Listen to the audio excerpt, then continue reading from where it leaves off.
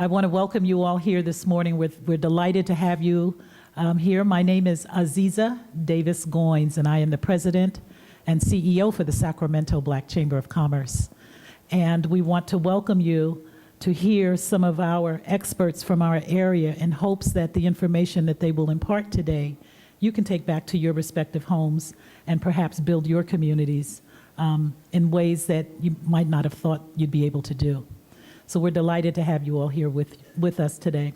You know, I do these fairly often, and I've been told, and I know it's true, that I'm a fairly informal kind of a speaker and moderator, so I want you to keep that in mind as we go ahead. One of the things that we will do so that our speakers don't run out of time is we're going to ask you to hold any questions until after they've all spoken. So if you have burning questions, be sure and write them down. And when we get to the Q&A at the end, then we'll have plenty of time to get those questions answered. So I want to begin by telling you a little bit about what we're doing here and the importance of this meeting. We all live in really very rich and diverse communities. I'm looking around the room and I can tell. But what the difference is that we don't always pool our resources and make our communities stronger. And this is one of the things that we are very concerned about in Sacramento, and I'm sure around the country and sometimes even around the world. We want to give you some ideas on how we can strengthen the fabric of our communities by pooling those resources together. A friend of mine who is in the back of the room now taking photos and I were at the museum yesterday, and we saw this theme running through the African American Museum of Culture and Art, that there was a time when the African American community pooled all of their resources and built beautiful communities and were self-reliant and self-sufficient. And we want to get back to that. And so we're hopeful that some of the information that you'll hear today will help you do that. Not only as a community member, but as an advocate for your community and also in the work that you do every single day. We've got to get back to that. We have some great speakers lined up. Just a second so I can tell you who they are.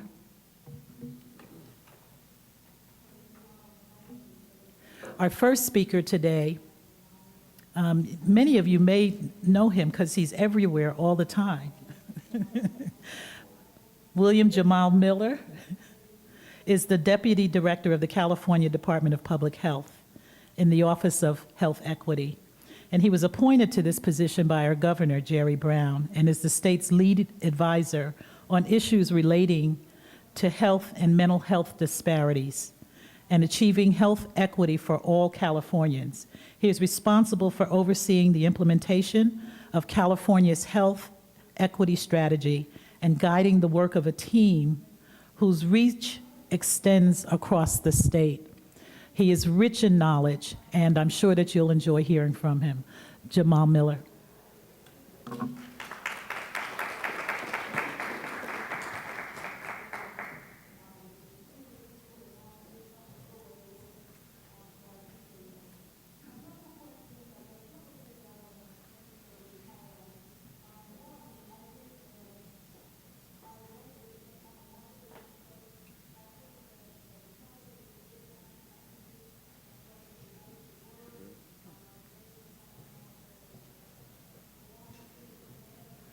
Good morning, everyone. That was like a big setup. She said, rich in knowledge. It's like like a scripture or something. It sounds like Solomon. Thank you so much. I'm truly glad to be here today, a part of a dynamic team of leaders within the greater Sacramento region. And I take great pride in being able to participate on this panel, particularly because I'm a native of Sacramento, California. And I think we are, as a region, one of the best kept secrets in the United States of America. And hopefully by the conclusion of today's presentation, you'll know why.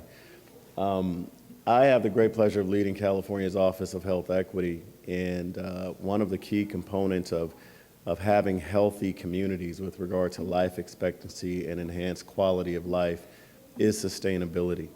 And in my presentation today is kind of a setup for the information that you're going to hear from the other panelists.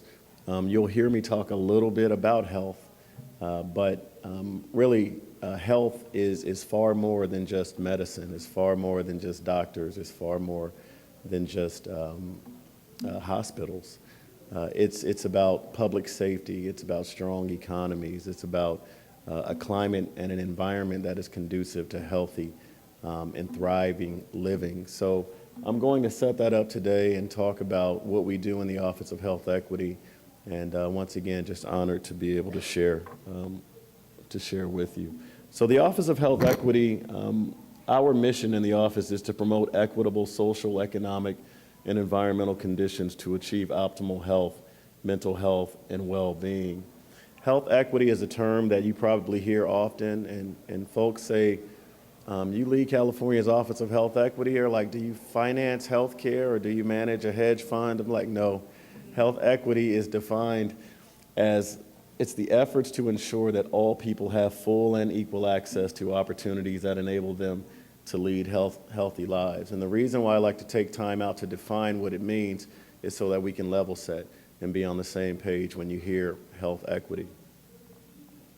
So the text, Dr. Janine and I were texting last week, and she's like, Jamal, next time you do your presentation, make your fonts a little bit bigger. And I didn't get a chance to do that on this one. But so historically, to set this up, this is my definition slide. And historically, the Federal Office of Minority Health was created over 30 years ago. And minority health is synonymous with health equity. However, minority health can be seen pejoratively with regard to othering and making health disparities something that exclusively relates to people of color. But at any given time, all of us can be subjected to health and mental health inequities. And I often do an exercise when I present to let everyone know that at any given time we can be most vulnerable. And I want to demonstrate that to you. So if you hear your group, like when you get a chance, we'll make sure this presentation is made available to you later, but I want to read the vulnerable communities definition to you, because oftentimes, whether it's the most conservative of people that are in the Republican Party, or people who may live in a community where they believe that minority health issues or health disparities is not related to them, I read this definition and typically everyone's hand is raised, because we're all at any given time subjected to health and mental health inequity. So if you hear your group, raise your hand. If you hear like multiple groups that you belong to, raise both hands. And if you hear like more than two, like you might want to stand. So vulnerable communities. Vulnerable communities include but are not limited to women, raise your hand, racial or ethnic groups, low-income individuals and families, individuals with mental health conditions, children, youth and young adults, seniors, immigrants, and refugees, individuals who are limited English proficient, and lesbian, gay, bisexual, transgender, queer, questioning communities, or combinations, any of these. All right, we got some folks standing, so applaud yourselves. And my purpose for sharing this particular definition is, once again, this is all inclusive. So when we talk about what sustainability means, and when we talk about promoting and achieving health and mental health equity, we're inextricably linked with regard to our ability to get there. So healthcare, by 2025, we're going to spend almost 20% of our GDP on healthcare. Currently, it's 17.8%, to the tune of trillions of dollars that we're investing in healthcare. But I would propose that investing in social services, investing in our economy, investing into innovation and other facets of our lives naturally enhances our life quality and life expectancy. And I'm going to demonstrate that to you. We have a very inefficient healthcare system, particularly because we're dumping so much into a broken system of health. And when we talk about sustainability, if we're going to invest more and more in social services, that is going to be the key to having thriving and healthy communities. There's a study that was produced a few years ago, the Joint Center on Political and Economic Studies. Across the span of 2003 to 2006, healthcare inequality cost the United States of America $1.24 trillion. And when you think about the direct medical expenditures associated with health inequality for African American Asian American, and Latinos is roughly $300 billion directly in direct medical expenses. So when someone contends that health inequity is irrelevant, we should not be concerned with it, I can show you an economic stimulus package as to why we need to address health inequality, because it's very, very costly when we think about who is disproportionately impacted from a human cost, but particularly economically. And at the root of many of the disparities and inequities that exist when we talk about racism, particularly institutional and structural racism, the history of our country, when we think about slavery, when we think about indigenous peoples being massacred and having genocide, at the root of many of the disparities that we're going to talk about today is race. And we have to get very comfortable in understanding the context and the history of our country, because in order for us to have thriving and sustainable communities, we have to have very real and transparent conversations. And I'm not going to be very political today in my presentation. However, what is going on nationally from a political standpoint is making it far more explicit as to why we need to directly address racism, structural and institutional racism in our communities, because at the root of many of the disparities that we're talking about across environmental disparities, economic disparities, health disparities, mental health disparities and such, at the root of it is racism. It's our class-oriented issues, and we have to get very comfortable with talking about those issues. And what happens when you're subjected to racism and discrimination? There are very real physiological and biological dynamics to where racism and discrimination affects us. So this slide demonstrates across the various disparities, just think of all of us who could be vulnerable at any time. If you're subjected to sexism, racism, discrimination, not only is it going to disturb you psychologically or emotionally, but physically it has an effect on you. So if we look in the middle here, racism and discrimination, it leads to what? Chronic stress. It's perpetual. Even though, like, you look at me, this brother has a decent suit on, he seems to have it together, but being a black man who leads the California Office of Health Equity and the State Department of Public Health, or being the chief of police, or being the chief innovation officer, or being the chief medical officer at WellSpace, we all have a unique load and burden that we carry, and we look good. But believe me, we are chronically stressed out. So what happens over time when you bear that allostatic load? Epigenetic changes, intergenerational dynamics, increased allostatic load. And then you wonder, where does health inequity manifest itself? Cancer and heart disease and high blood pressure. And it leads to slides like this, where African Americans are at the top of every bad list, almost every, and at the bottom of many of the good lists. And we want to flip that. We want to flip that. And the key for us to do that is to be, once again, very real and talk about what some of the challenges are that are perplexing us uniquely. California, we talk about the various social determinants of health. One of the key social determinants of health is food and nutrition. Food insecurity, believe it or not, is one of the major issues that we deal with in California. And it's very ironic because we're literally like the breadbasket of the world. Agriculture is one of our leading economies. But 1 in 4 children in California does not have enough food. And if you look at county-based comparisons, place-based comparisons, when we talk about the key to having sustainable communities, how sustainable you are often is indicated by, let's look at income. Let's look at, once again, child food insecurity rates when you compare those. Let's look at poverty, and let's look at the demographic makeup of many of these communities and early childhood development and graduation rates. All of these key indicators are going to respond rhetorically or literally to the question of how are we doing as a community and as a state, as a city, with regard to addressing health inequality and being sustainable. Public safety, crime, violence, when we once again think about other social determinants of health, these are geospatial comparisons. The pink in particular, those are like the highest rated communities when we think about crime. This happens to be Southern California, but take a community like this, the hot spots that are pink. This happens to be crime, but let's think about asthma rates. Let's think about poverty. Let's think about dropouts. Let's think about many of the major social indicators that we often review and have discussions about, it's the same communities. So if I gave you a bag and I put one heavy rock in it, you know, your arms might be strong enough, but if I keep putting the same pressures on you in your community, you're going to give in and ultimately be broken down by many of these inequities and disparities that exist. And in order for us to have sustainable communities, and Chief Hahn will talk about it later, we have to address issues when we think about public safety. Climate change. Some would contend that climate change is not real. I'm here to share with you it is.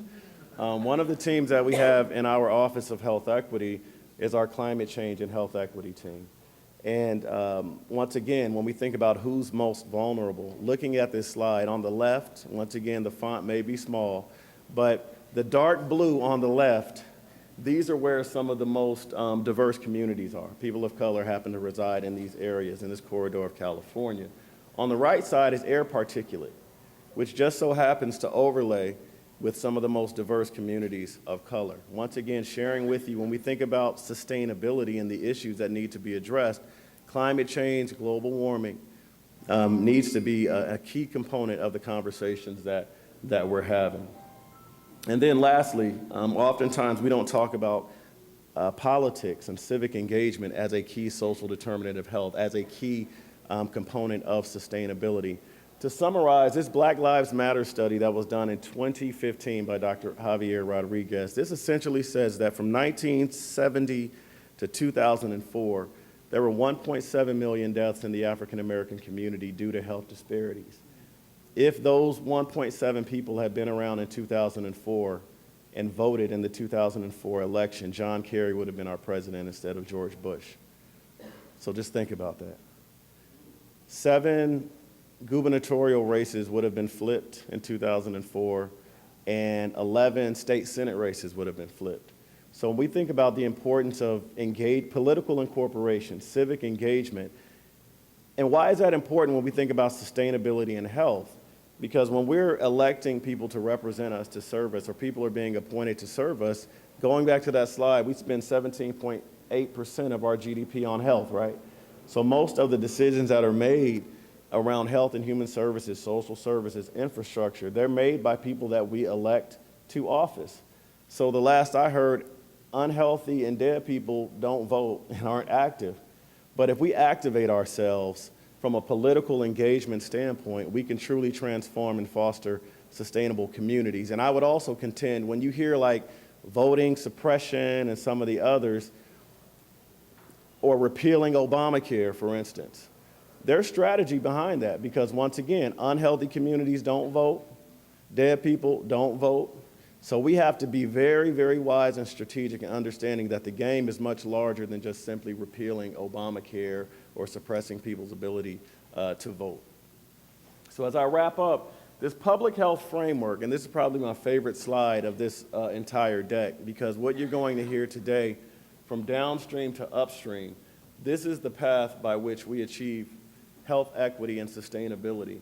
Downstream, we're very familiar with us dying sooner than others, and we're very familiar with the diseases that perplex our community and risky behaviors. But today you're going to hear so much more about the importance of living conditions and the environment, more about institutional inequities and what we need to do to transform that, and ultimately social inequities. So this public health framework really provides that spectrum of how we have healthy and sustainable communities. We know that health is wealth.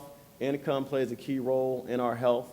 There's uneven distribution. An example here is that we have 2% of African Americans in California.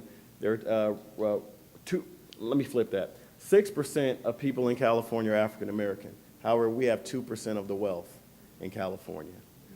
And there's a huge disparity in wealth. And once again, health is wealth. Marin County just so happens to be the wealthiest county in the United States of America. And guess what? They have one of the highest life expectancies in the United States of America as well. Tells a different story if you look at Marin City, but that's a whole different conversation. So this is our statewide presentation, our strategic plan. I'm glad to say our senior strategist from our Office of Health Equity is here, Dr. Tamu Nolful. What I love about this particular statewide plan is, once again, at the core of it is sustainability. it breaks out and talks about the various social, economic, environmental components of having a healthy existence. So I would suggest that you go check this out. And this is how we get to having sustainable communities and achieving equity at every level. Healthy people leads to healthy community. Healthy communities come from healthy environment, and at the foundation of it is a healthy society. So this is where we want to go. This is very aspirational. Equality is very different from equity. And the reality is some of us are starting a few steps down. But I believe today we will all be sustainability ambassadors, and we'll be on the same path, on the path towards getting to equity. So I will wrap up there, and I will hand the baton off to Aziza to introduce our next presenter.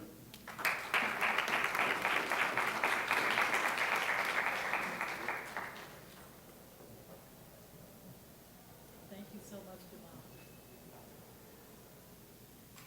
Jamal. Testing. Oh, that's better. Rather than jumping up and down, I'll just announce our speakers from here. Our next speaker is Dr. Janine Berra. She recently became the Chief Medical Officer of WellSpace Health. WellSpace Health. Say that fast 3 times. And she's working towards fulfilling their mission to achieve regional health through high-quality, comprehensive care. WellSpace aims to establish a blanket of care. Again, we're talking sustainability, looking at the whole picture. Dr. Berra completed her internal medicine residency at the University of California, Davis. She worked at Kaiser Permanente for about 15 years before going to WellSpace. Janine stays active in the community by giving education talks on many health and lifestyle topics such as diabetes and heart disease, eating and exercise. And in full disclosure, she's married to Congressman Ami Berra. We have to tell her that. Congressman Berra's congressman from our great state of California. Without further ado, Dr. Janine.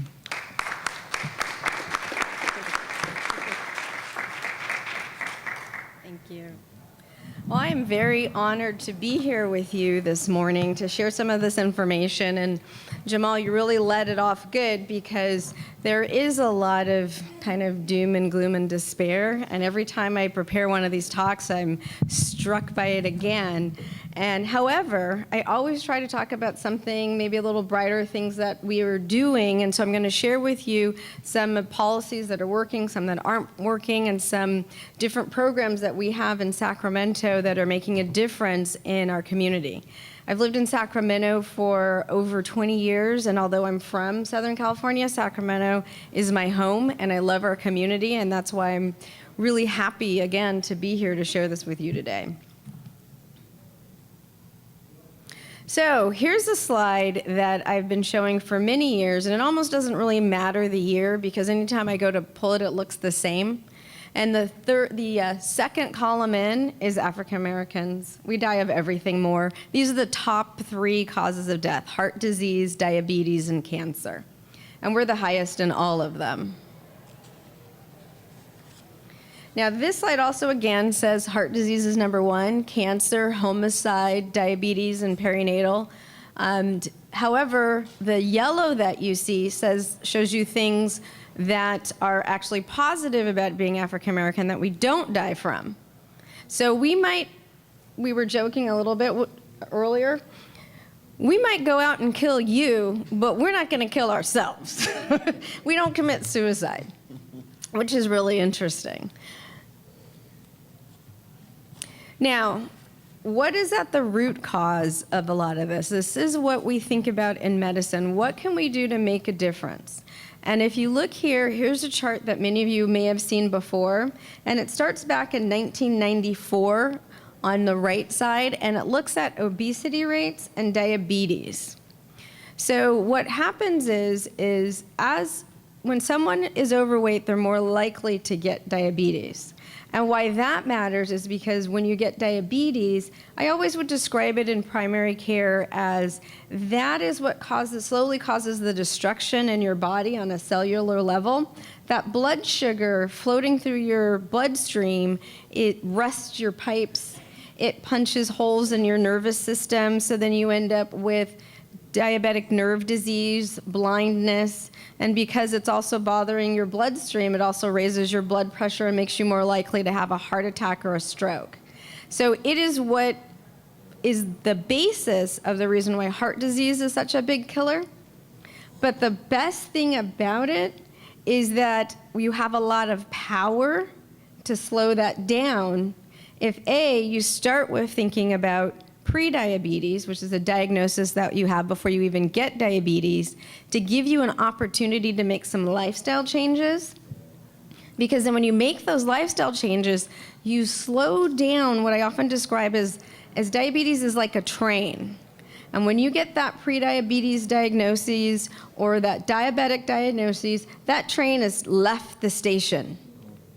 You, however, are the conductor, so you're the one who can decide how fast is that train gonna go to destroying my body. Is it gonna go super fast so I'm gonna die of a heart attack within 5 years? Or am I gonna take control by changing my diet, exercising, getting that weight off so that then my train will slow down? So that's the link here. And it just shows you that although for some people it is genetic, and it is in my family, but you have a lot of power to slow this down. So that's why when you look at some of the policies that have come up when you're talking about obesity in the communities, there's the calories on menus. How many people, those came out, I believe it was in 2012, I think, around there. How many people still look at those? It changed my behavior initially. I used to like to go, well, I still will go there, to BJ's. And I always would get this salad because salad is good, right? And it's healthy. I'm not getting the pizza. Wasn't eating the Pizookie. That's the giant cookie with the ice cream. But so I would get this salmon salad, and it was a nice size salad, and it was, dripping in dressing, and had this giant piece of salmon on it, and I felt very good about myself when I would order that, because then if I ate that, then I could have a Pizookie. But if I got a pizza, then no Pizookie. However, when they put the calories on the menu, that salad was more calories than eating a personal pizza. There's many, and that made me very sad because you try so hard, and I know people think about this, but there is a lot in there. Just briefly, there's portion control. The salmon piece was this big. It was coated in dressing, and yeah, I would eat all of it and then still eat the Pizookie, but it was delicious. However, we have to think about a lot. Not only what are our healthy choices, but things like put dressing on the side, eat half of it, all those things. But putting the calories on the menus, this is what they've seen is that it did initially, and sometimes it makes you think about ordering something different, but after a while we stop seeing it.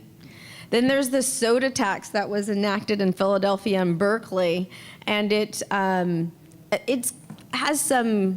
had a decrease in the consumption of sodas. We don't know yet because that was just in 2015 in Berkeley and 2017 in Philadelphia, so we don't know yet quite what impact this might have, but it has decreased the consumption of soda. And then the snack food tax, that's another one, the same thing. You're gonna snack your chips, your cookies. This one hasn't been enacted yet, but I think it's a novel idea because the cigarette tax actually is working. The cigarette tax has really cut down the numbers of smokings in all age groups, which is very powerful. And then also with the cigarette tax, you can fund other programs. That's the nice thing. A lot of times you take the tax from these programs and you put them to other things. Like the cigarette tax goes to fund First Five, which funds one of the programs I'm going to share with you in a little bit that is changing lives. So we're taking something that's negative and then turning it into a positive. So this slide right here is showing about the number of calories that we consume in the African American community at age 2 to 19 and 20 and over. And I put our arrows over how much soda we drink, sugary drinks, in the amount of calories. So we are drinking more. And that means if you live in Berkeley or Philadelphia, you're spending more for those. And these are smoking trends that shows that the cigarette tax is working to decrease the smoking. And you can see African Americans smoke less than other people. So that's positive as well. So now I'm going to move on to cancer. And the cancers that we screen for are cancers that really we have treatment for. And so that's breast, colon, and cervical. We don't screen for pancreatic cancer or brain cancer because we don't have great treatments. And they're also not quite as common as breast, colon, and cervical. Now, with breast cancer, that used to be thought to be a disease of white women. However, starting in 2009, between 2012, this chart shows African Americans are the red line. It's starting to equal the rates of white women. Now, that is thought to be due to something that, again, we can make a difference in, and that's screening. Finding it early, getting treated early, and then access to care is another issue because if you are diagnosed, a lot of times it is later in the game and the treatment is not as good for African American women. And that is showing that difference there. That's a very busy slide. Jamal's probably going to send me a text that I should. But what this is looking at is the orange is the number of cervical cancer in our community in the United States, and then the deaths, so is the highest rate. Now that is, to me, one of the saddest ones. Now, because if you find this early, the Pap smear allows you to actually find cancerous changes in the cells before it's actually cancer. It's you see those early changes, but you have to get that Pap smear. Now, when I used to work at Kaiser, and what we're also starting to have at WellSpace are where we have Saturday clinics that you can come in. At Kaiser, we could walk you downstairs. If you came in to say for a blood pressure check, then we'd say, oh, why don't you go downstairs and get your Pap smear? The problem is women don't want to do it. It's uncomfortable. I'm not ready. I'm not doing that today. So those are the things that we hear, but it's simple, and usually whoever is doing your Pap smear really could care less if you took a shower. What is most important is that you get this test done, again, because in a way I feel like the fact that we die of a treatable, preventable cancer that is so simple is just really, really sad. So please get your Pap smears regularly. The recommendation is every 3 years if you have had a normal test before. It is more frequent if you ever had an abnormal test, but that's decided individually for women. And it's the same thing for mammograms. We move the age from 40 to 50 to begin screening unless you have a family history. And then now it's every 2 to 3 years is the recommendation. And the reason for that is we think there might be, and I don't mean to scare you, but cumulative risk of radiation over a lifetime to cause other cancers. So that's why we spread it out. However, breast cancer, like cervical cancer, if caught early, is easily treated. Now, here's a bright spot, colorectal cancer. So it's still bad for Black people. Again, the testing and the dying from it. However, it's going down. Now, colon cancer screening.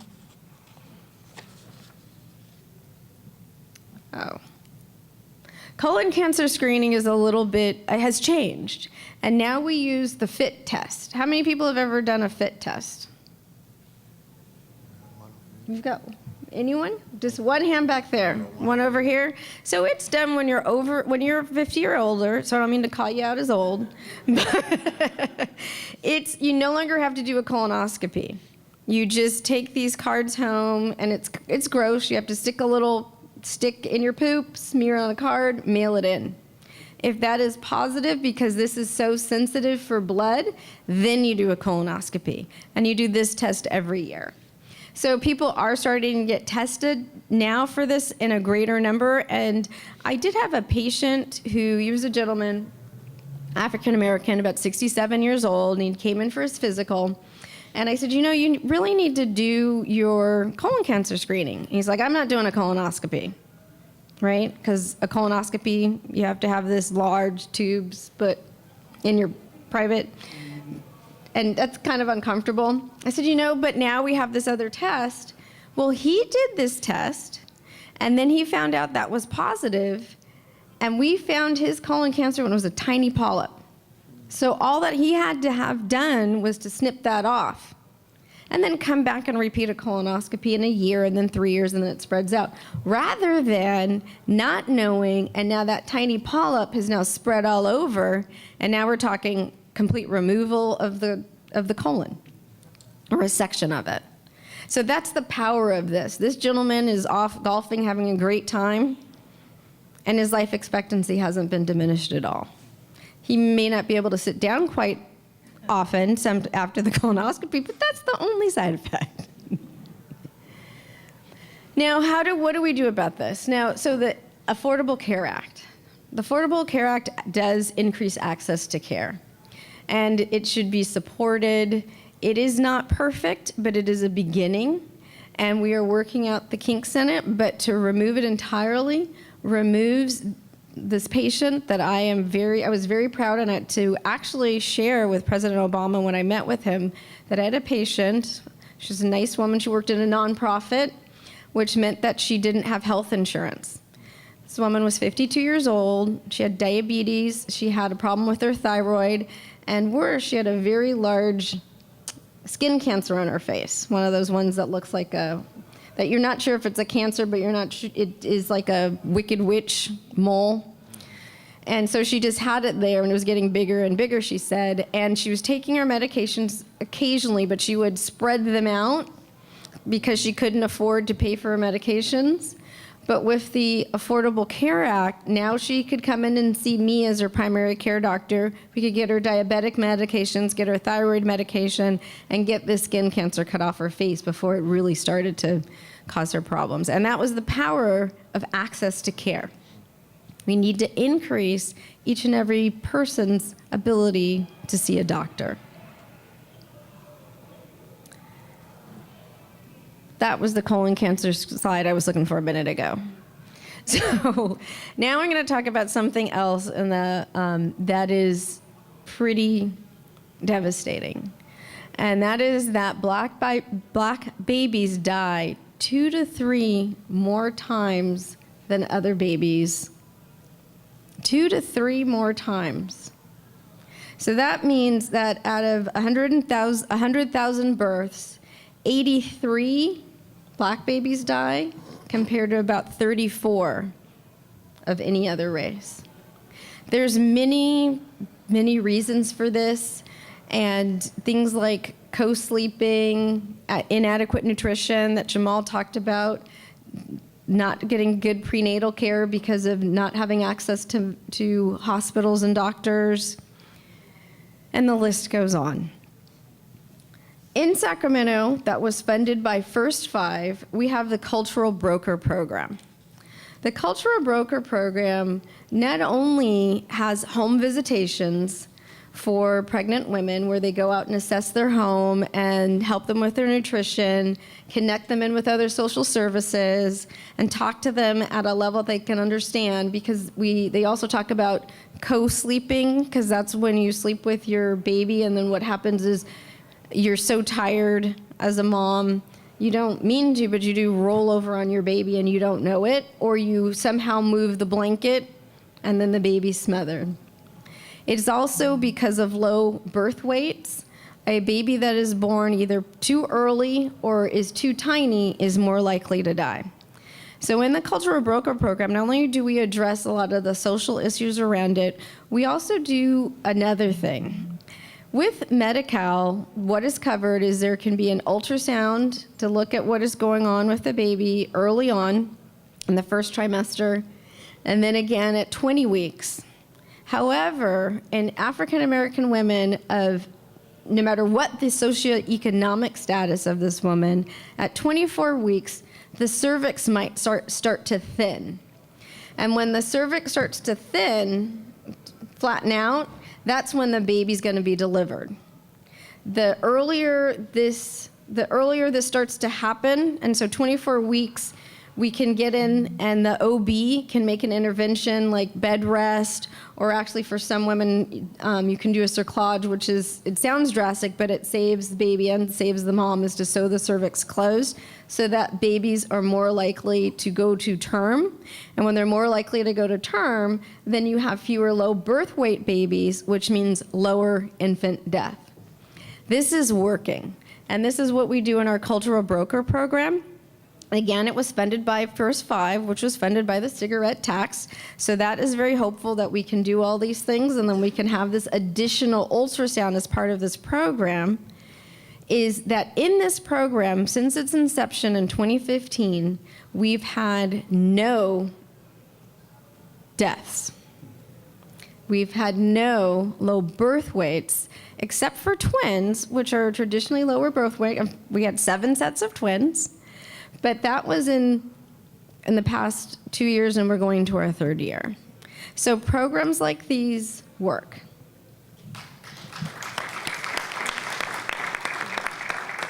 Almost done. Those are just graphs showing it, and there's the Cultural Broker Program. So one more thing that kind of ties into what the rest of our speakers are going to talk about is ACEs, and that's Adverse Childhood Experiences. And this is where if you are a victim of abuse or malnutrition or any kind of mistreatment when you're younger, you are more likely to then torture other people when you get older. You repeat these behaviors.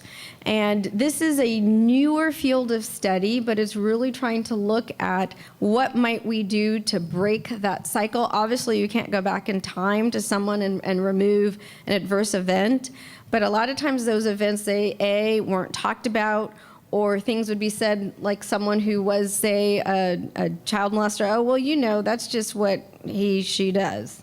It was accepted, but we're starting to say, no, that's not accepted, and we're trying to loop back. So there's a great program in Sacramento because adverse childhood experiences also increases the likelihood of diabetes, high blood pressure, heart disease, because it is stress, and stress is also what contributes to this. So when you're constantly at a higher level of stress, that also contributes to this.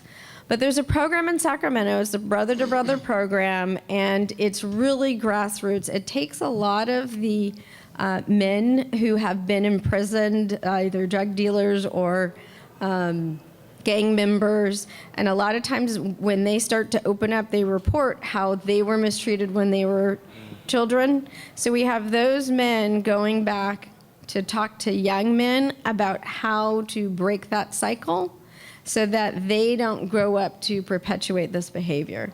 And so this program is starting to make a true difference in our community.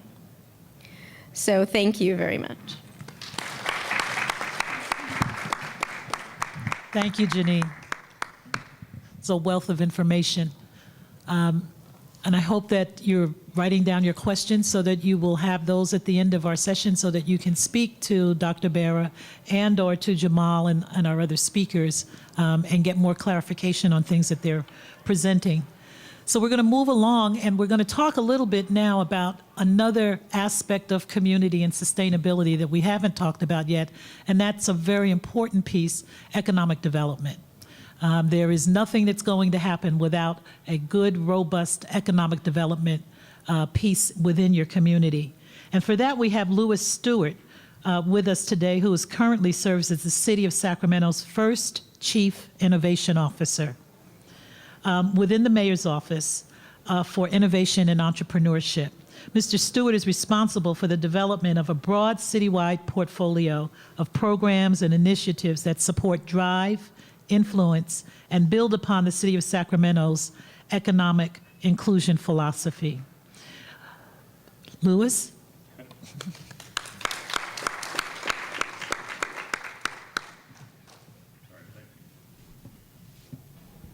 Thank you.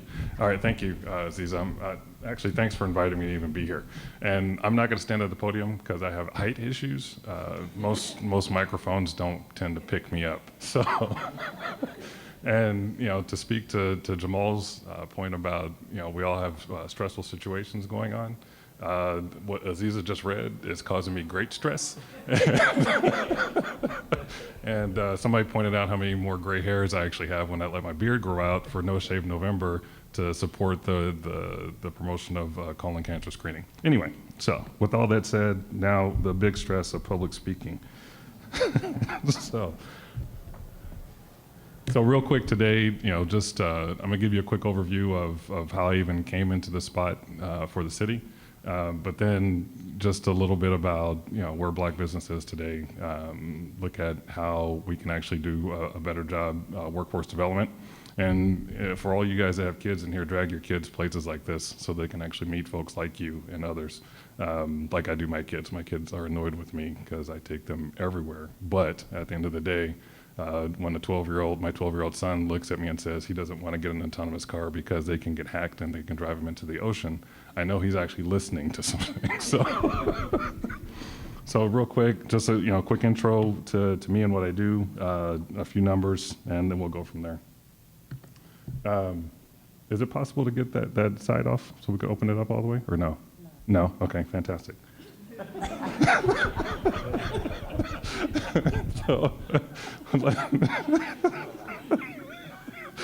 So look, I came into this spot essentially being unemployed. So back in 2006, I applied to a Craigslist ad for a junior web developer. Walked into the interview that I got a call for 2 hours later, and essentially got hired as a statewide IT director for Arnold Schwarzenegger's re-election campaign for being unemployed. And so that jump-started my civil service career, and I ended up serving under two governors, Schwarzenegger and Brown, the last 7 years as essentially a chief innovation officer for the state of California.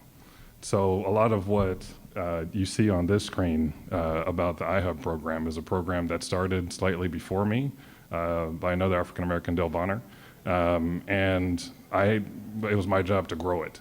And as a single person in the state ecosystem with no staff, that's me traveling around all those areas around the state, trying to work with universities, trying to work with industry, trying to work with government to get them to understand the ecosystem that existed, but why people of color need to be included into that ecosystem. Because a lot of times when I walked into rooms, I was the only me. So that's a complete different level of stress when you finally feel that weight when you walk into a room. So the iHub program, 16 innovation ecosystems around the state. I'm sure there's more. The regional part of it is the important piece. It's built around the triple helix. So as government, industry, and academia working together to promote entrepreneurship and innovation in an ecosystem. And now I have the opportunity to step into an office that Mayor Kevin Johnson started called the Mayor's Office for Innovation and Entrepreneurship. And it's this on speed, because now I'm closer to the core.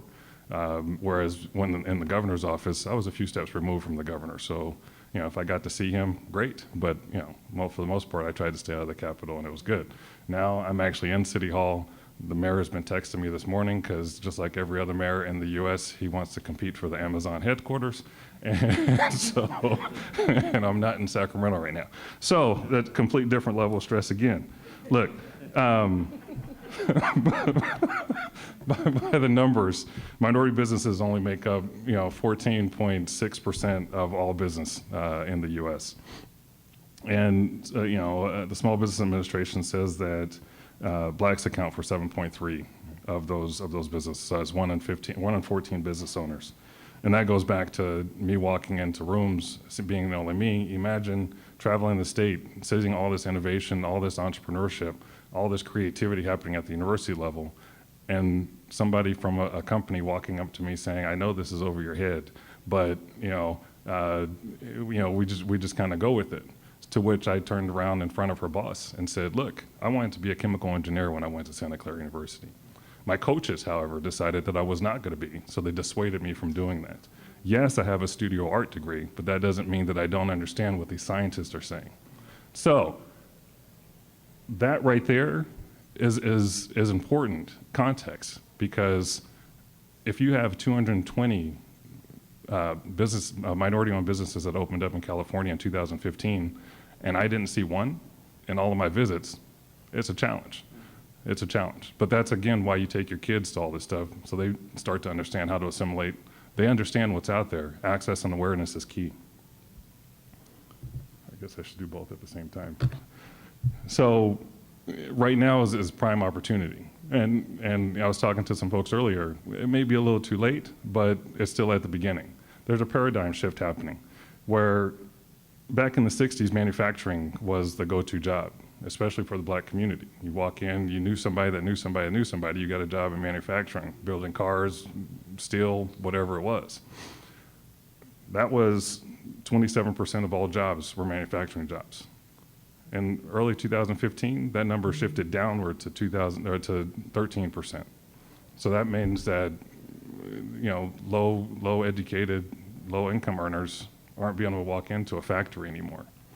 But with STEM-based manufacturing jobs, you actually have the ability for minority business owners to step into a different kind of business, a different kind of paradigm.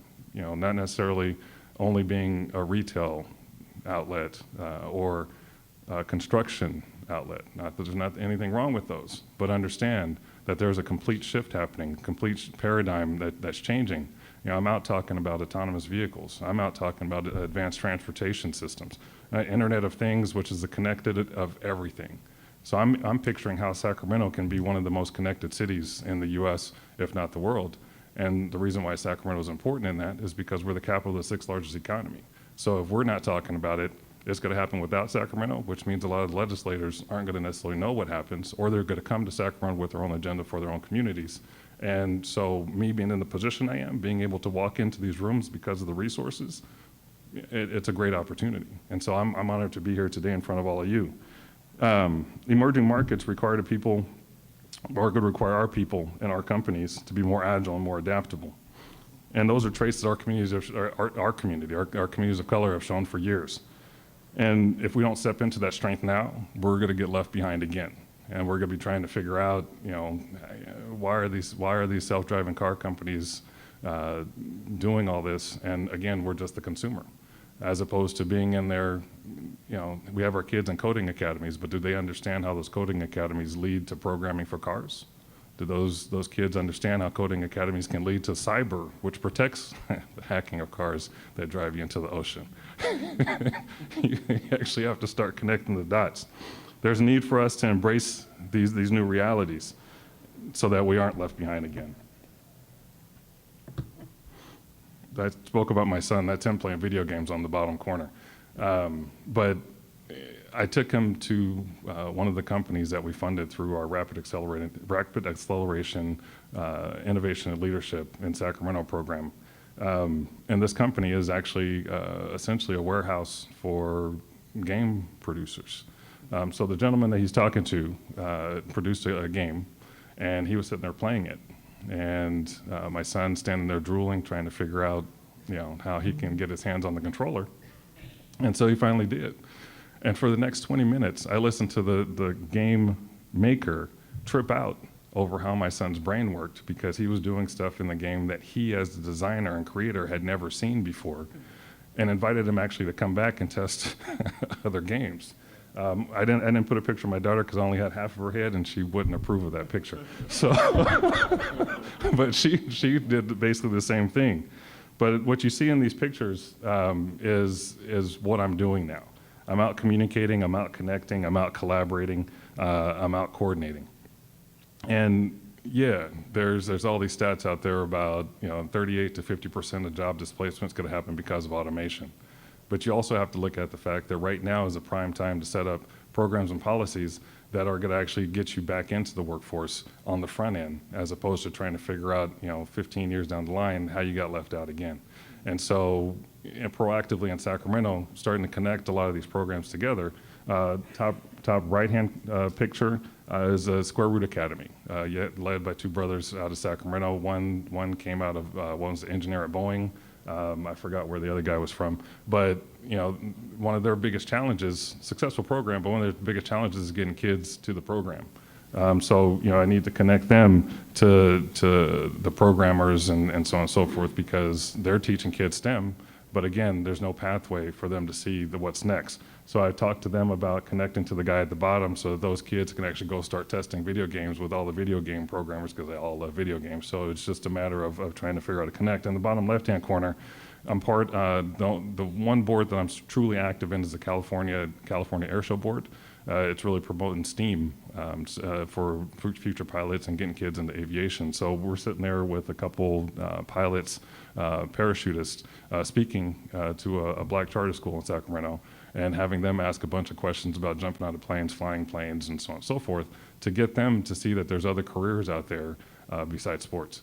Basketball afforded me a lot, but it actually opened the doors that I have now. But I always tell people I need an extra inch and a half, and I'd had a different career. When I stand up, you guys will laugh at that one. So, look, right now, you heard Jamal, you heard Dr. Berra. There's a lot of big problems out there, huge problems. And my approach to what I do, and I hope you guys take something away from this, is you got to start small. You got to start with a piece. If you try to take on the big problem and you haven't done the foundational stuff to get our community into those conversations, a lot of times that's when people are able to dismiss the fact that you're even in the conversation in the first part. So by doing the connecting and collaborating and communicating, that's actually what led me to a partnership that I'm working on with Dr. Berra around moms and babies. So my whole fascination with transportation these days, because I started hearing stories about people not being able to get to their visits at the doctor's office, talk about the kids not being able to get to STEM programming. My kids running late one morning when I had a flat tire, so I just threw them in an Uber. But I didn't know the driver. But if I could have called an autonomous car to come get my kids, I'd have gladly put them in there to get to school. I put them in the Uber. But that's just because I needed to get them to school on time. So, but if you start thinking ahead and you start really, truly looking at what's coming, if you start working with folks and develop use cases that actually serve as proof points for what our community is capable of and how to actually help our community, and you then put those on the table to your legislators, to your politicians, to your other businesses, and you start showing the way that our people actually, as a diverse and dynamic group of people, can actually ideate in a completely different way. And inclusive economic development, inclusive innovation ecosystems isn't just a buzzword. We are a completely untapped resource in my mind. If those 8 million minority-owned businesses that are out there, all of a sudden were able to employ one other person, and that person was hired, a young kid who's sitting on Twitter and Facebook putting up nonsense, now all of a sudden is doing that for a business, and that business is then able to increase capacity and earnings and hire more people from there. Just imagine the impact that we can all have if we actually started shifting just that one little thing. And so, they told me that self-deprecation was good. So that's me at 3. And, I want to thank you guys for listening to this. Like I said, I'm not coming from a place, I'm not an engineer. I wanted to be one. I am studio art major, emphasis on sculpture and ceramics, who happen to play basketball good enough to get a scholarship to the university. Grew up overseas. And that was me right before I left to go live in France and learn French and learn Italian and see things that most of us as kids don't necessarily think that we're going to see. And so I sit before you today asking you to introduce your kids to this, talk to each other in a completely different way, Don't dismiss any ideas, because ideas start off as a whisper, and oftentimes when you dismiss those whispers, that's when you get left behind. So thank you very much.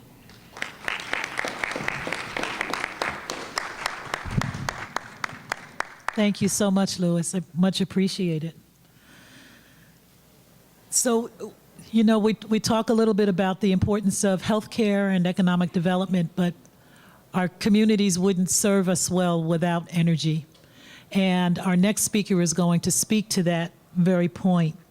Ted Green leads SMUD, and SMUD is the Sacramento Municipal Utility District. And while this looks very Sacramento centric, everything that we're talking about here can be applied to the communities in which you live.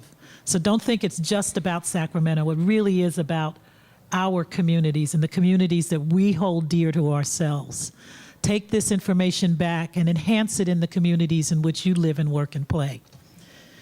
So Ted leads SMUD's strategic efforts to meet the needs of small and mid-sized business community. His team is responsible for providing customers customized programs and services to over 26,000 commercial customers. Ted, every time I read this, I'm floored.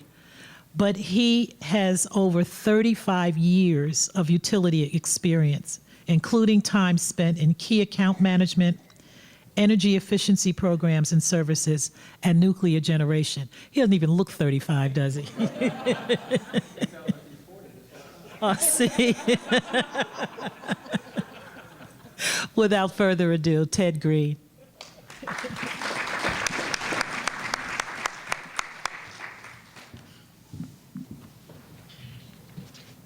Thank you so much. I am going to stand here at the podium because, like Louis, I am height challenged too. And I know the microphones almost don't pick me up, so let me know if you can't hear me. I know this 5'8" can be very imposing, so.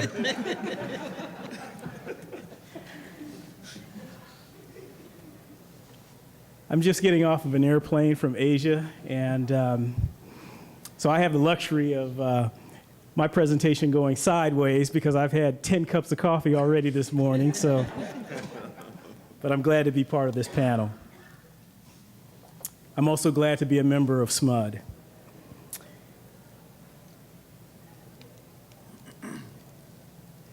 A little about us. SMUD's the nation's 6th largest community-owned electric utility. We serve a little over 600,000 customers and a population of about 1.5 million. And this year, we're celebrating our 70th anniversary. And one of my colleagues mentioned to me not long ago, he goes, "Man, Ted, you know, you've been around for half of that." Like, yeah, thank you very much. Our service territory encompasses about 900 square miles, and we're governed by a 7-member board of directors that determines our policy and appoints our CEO, who's responsible for SMUD's daily operations. We've been California's top-rated electric utility in the J.D. Power Residential Customer Satisfaction Survey for 16 years in a row. Let me say that again, 16 years in a row. It's hard to be the best at anything for over a year, but we've been there for 16. SMUD's rates are among the lowest in the state. We're approximately 30% lower than our neighboring utility, Pacific Gas and Electric. We were the first large California utility to have over 20% of our power come from renewable resources, and we're on track to exceed that by 40% by 2020. If you include our hydroelectric generation and purchases, more than 50% of our power comes from carbon neutral sources. And I'll tell you why that's important. When I started at the utility, our principal power generation facility was Rancho Seco, a nuclear generating facility.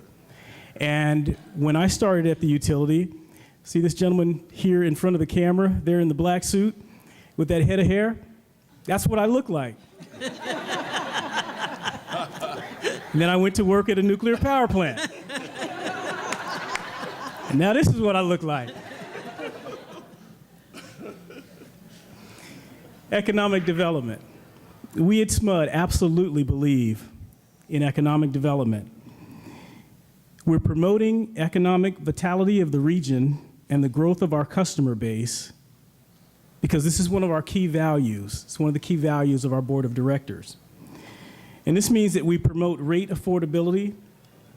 We align our activities with the regional economic development initiatives going on with other local partners. We assist in the retention and the recruitment and the growing of commercial and industrial businesses. We offer rate economic development incentives. And we have a contracting program for certified small businesses through our Supplier Economic Education and Economic Development team. We affectionately call that SEED. In 2016, SMUD awarded nearly 23% of our contracts to SEED certified small businesses, exceeding our own goal of 20%. The 327 SEED contracts awarded in 2016 totaled more than $41 million. So far, at the midway point of this year, over 23% of SMUD contracts had gone to SEED businesses, with an amount totaling over $25 million.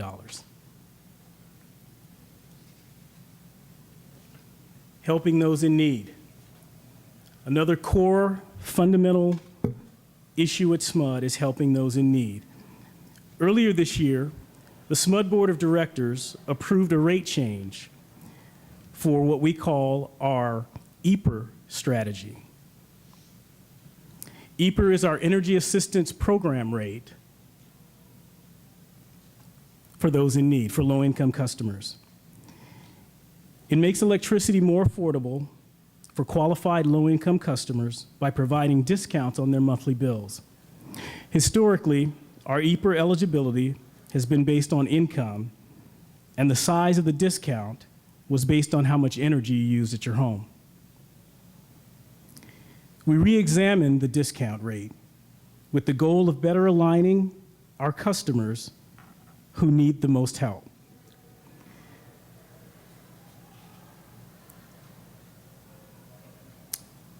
The changes in this program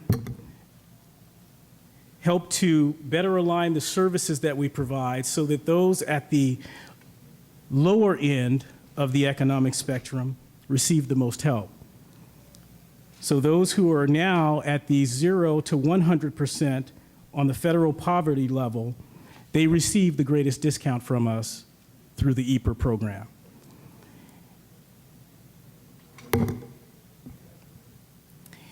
In addition to rate subsidies, we're also offering a much more holistic approach to assist those very same customers. We've ramped up our education and energy efficiency programs to help low-income customers to save energy and reduce their monthly bills. We're excited about an agreement that we recently signed with Grid Alternatives, a national nonprofit that specializes in making renewable energy technology and job training to the underserved communities. SMUD works with Grid Alternatives to identify EAPR customers who might qualify for free solar electric systems. And the funds from the solar panels comes from the California Climate Investment, a statewide program that uses cap and trade dollars to reduce greenhouse gas emissions. SMUD also weatherized during that same time almost 200 homes and rental properties during the first half of 2017. The weatherization includes attic insulation, weather stripping, window replacement, and heating and ventilation and air conditioning controls. Additionally, we're working with community partners to provide energy education and to help customers lower and manage their energy bills. And now to the future. I mentioned the 70 years before, but we're not looking back. We're actually looking forward. The adage about an organization only being as strong as the people who work there has served SMUD well the first 70 years.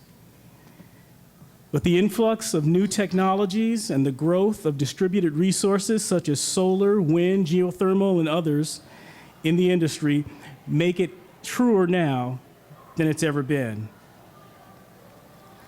We not only need to replace our engineers, our line workers, power generation experts and such, but we also need to recruit and hire new people, young people, people that are recently educated who can help us move the company forward.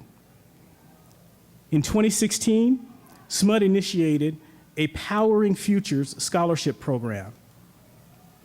This assists outstanding students in the SMUD service territory, and preference was given to students who are involved in STEM fields. 25 local students received college scholarships ranging up to $5,000. And this to me is more important probably than that, although not to those young people. But the scholarships also included internships at SMUD. So in addition to the scholarships, they have an opportunity to come into the company and actually work with the company.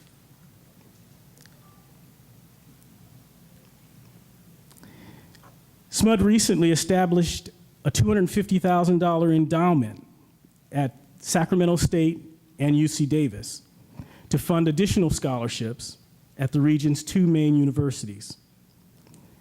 We're hopeful that some of the bright young minds will wind up working at SMUD, and there's more to it than that. We're looking at the big picture, and as a community-owned utility, we support education because it's the right thing to do. The next thing I'd like to talk to you about is something called our SHINE Award. This is a community program that was developed, and whenever I look at it and I think about the acronym there or think about the word SHINE, I'm an old movie buff and a car collector, and when this award came out and the name came out, it reminded me of, I'm going to date myself, it reminded me of the movie The Karate Kid, in which Mr. Miyagi was telling the young student Daniel, wax on, wax off. And Daniel thought all he was doing was working, just providing labor to shine Mr. Miyagi's cars. And what he didn't realize is that what was actually going on was self-improvement. Our SHINE program is a lot like that. In conjunction with our 70th year anniversary, we initiated this program, which is designed to improve and revitalize neighborhoods in the Sacramento region. Community grants ranging from $5,000 to $100,000 are available to any nonprofit organization in our service territory. They're all eligible to apply. We consider a broad range of projects for these scholarships, like neighborhood revitalization, STEM education, environmental and energy efficiency projects, greenhouse gas reduction, and general beautification of neighborhoods. The next thing I'll touch on is something that's near and dear to my heart, which is our small business program. As Aziza mentioned, I happen to lead that effort, and I've got a team of very talented people that are working for me and with me, and we're out in the community working to reach over 26,000 businesses to help them do what they do better. Our objective is to partner with our customers and provide guidance and expertise in helping them make the best energy choices for their businesses. This team of strategic advisors goes out and meets with our business customers. We provide information to them relative to account access that they can gain 24/7 on our website. We provide additional services and program information to them. We provide rebates and incentives. We partner with regional and community associations, business chambers, property business improvement districts, all with the goal of helping those very same customers.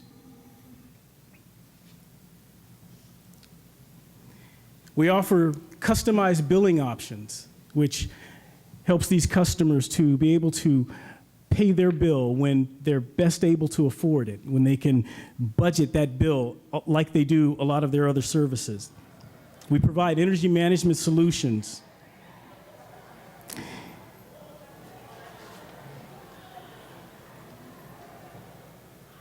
Those are the bones of what we do. That's the meat and potatoes of what we do. And there's a whole team of SMUD people that put a lot of that information together for me while I was flying around the country and around the world. And I appreciate that, I really do. I appreciate the work that they've put into it. And while there is a SMUD director here in the audience, I'm about to go off script. I'm about to go off the reservation.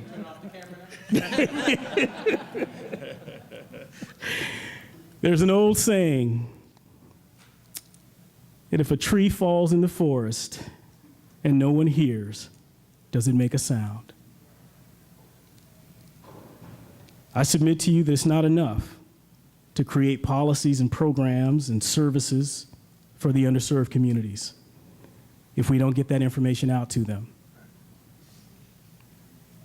One of the things that I found in working with these 26,000 businesses is that they're far too busy running their businesses, keeping the doors open, keeping the lights on, keeping the bills paid. They're far too busy doing that to come visit me at SMUD to see what programs and services I have to offer.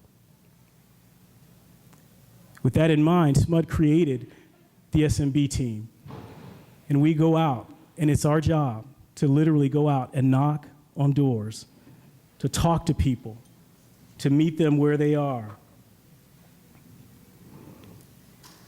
We've got to do that. We've got to bring that, the information and the services that we have for them, we've got to bring them to them. And that includes even everyone else on this panel and those of you in the audience. It's not enough to sit by in our fancy offices with our suits and ties and fancy dresses and hope that these things get done. You see, in order to have impact, there's got to be a collision. We must move from the comfort of our offices, of the situations that we're in, and we've got to knock on the doors, we've got to shake the hands, we've got to meet the people at the point of their need. I was thinking about it this morning as I was drinking my third or fourth cup of coffee. And I was reminded that strategy worked for Gandhi. Getting out there with the people. That strategy worked for Mother Teresa. Getting out there with the people. Got to get our hands dirty. Got to get out there on the streets. That strategy worked for Dr. Martin Luther King. And I've read somewhere that God is no respecter of persons. That means to me that if it worked for those folks, it'll work for me. It'll work for you. It'll work for all of us.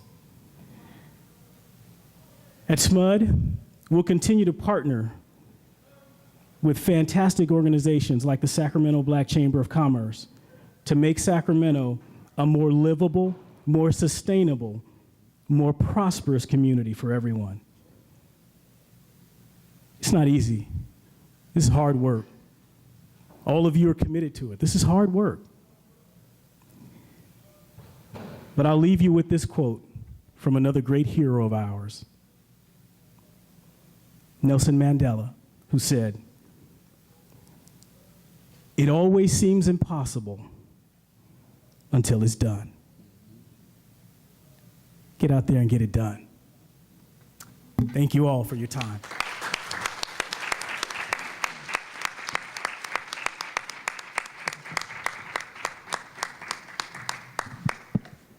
Thank you so much, Ted. So all of these pieces of the puzzle, I hope that they're beginning to fit for you. But there's one major piece that we haven't discussed that we're going to.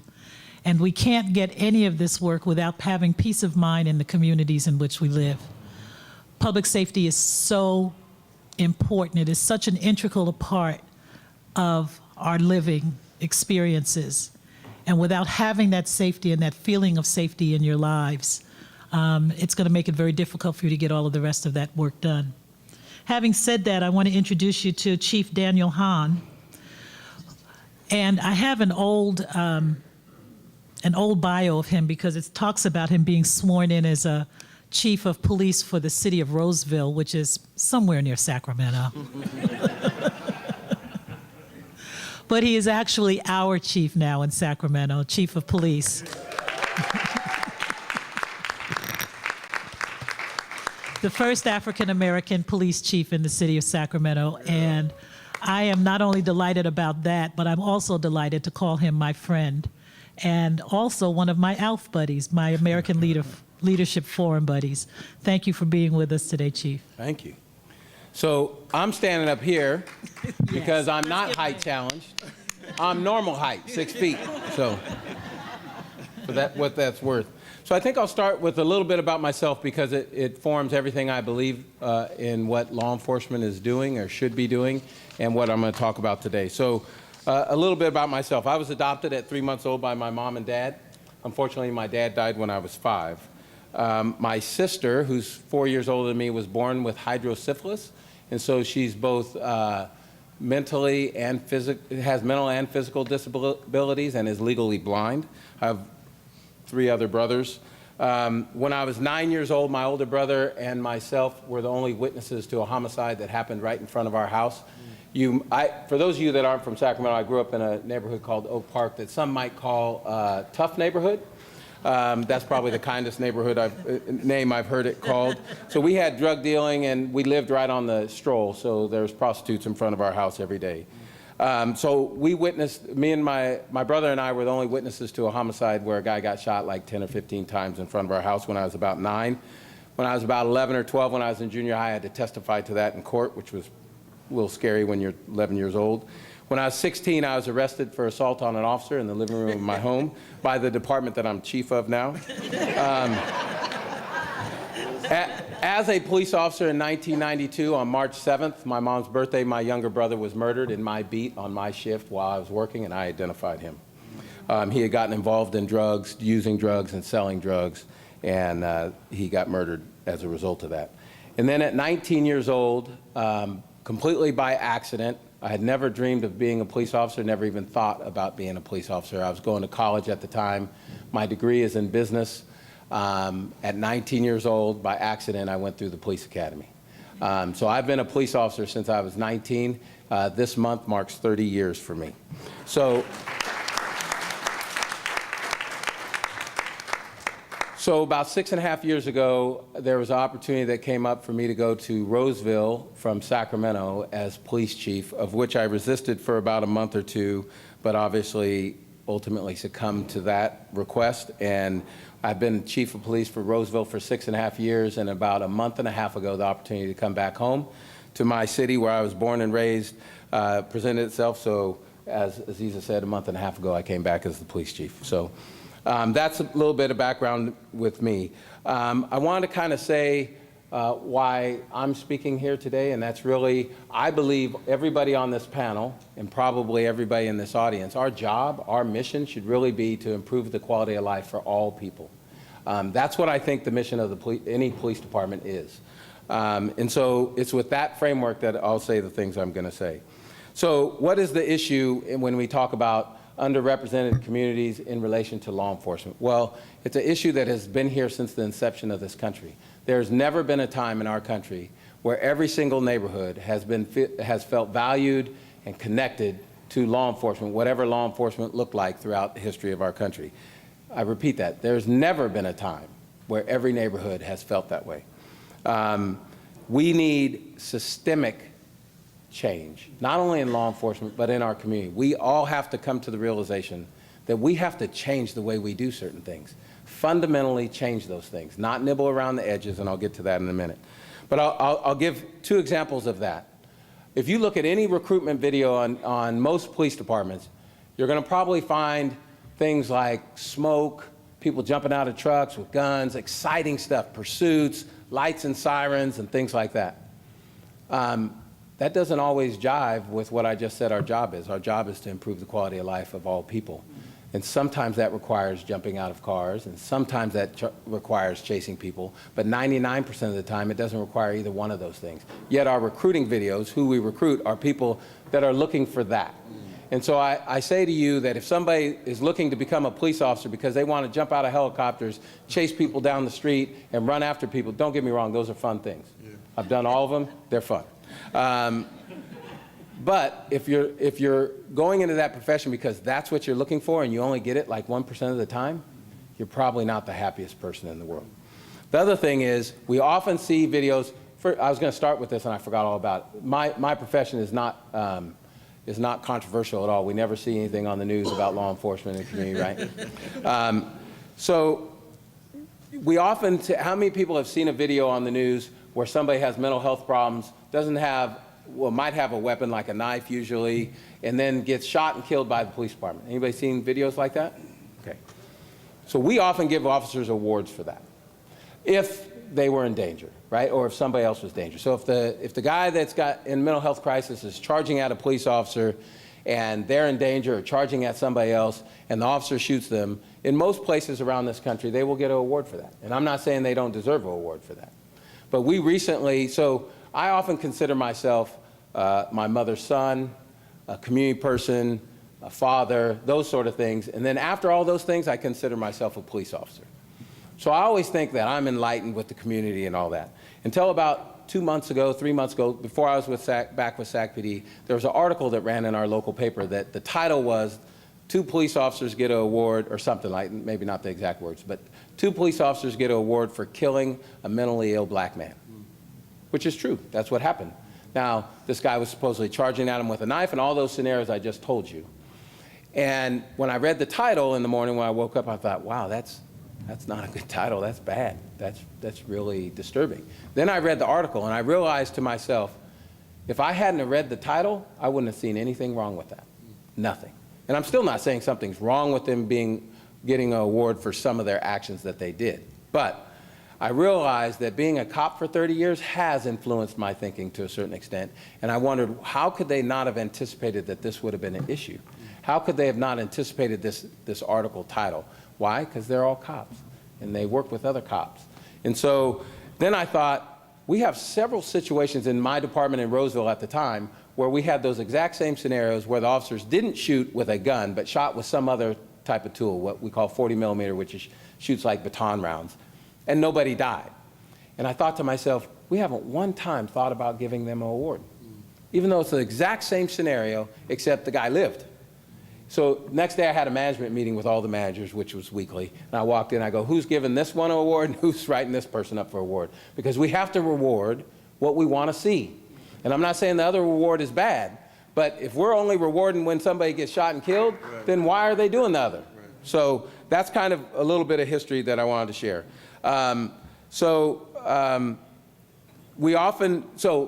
to the video. So on those recruitment videos, you usually see those kind of action things.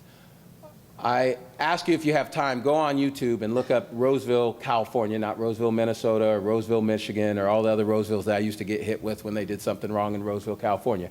But Roseville, California's recruitment video.